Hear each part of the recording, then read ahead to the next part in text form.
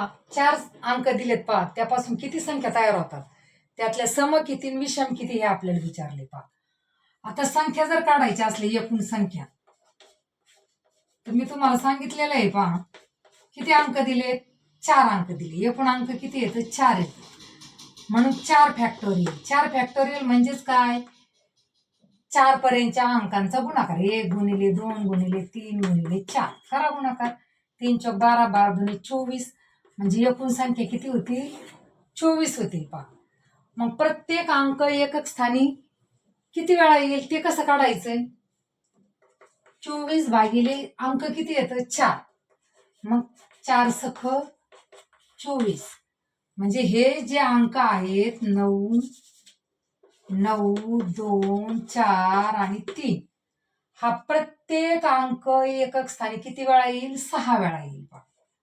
6 वेळा येईल पहा. किती वेळा येईल, 2 6 वेळा येईल, 4 6 वेळा येईल, 3 6 वेळा येईल. बरोबर आहे की नाही. मग आता याच्यावरून सम विषम संख्या आपल्याला ओळखायच्यात पहा. सम किती येतील पहा. आता 2 अंक इथं सम येतं, मग 6 6 12 किती येतील सम, 12.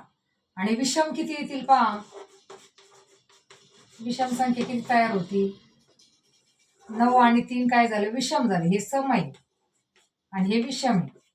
मग विषमच्या संख्या किती तयार होतील, 6 आणि 6 ह्या पण 12 होतील पहा. आहे की नाही सोपं. बघा म्हणजे काय करायचे, जेवढे अंक दिले त्याचा फॅक्टोरियल काढायचं. फॅक्टोरियल म्हणजे काय, हे जे चिन्ह आहे याला फॅक्टोरियल म्हणतात पहा. फॅक्टोरियल म्हणजे काय, जो अंक दिला त्या अंकापर्यंतच्या अंकांचा गुणाकार. मग 1 गुणिले 2 गुणिले 3 गुणिले 4.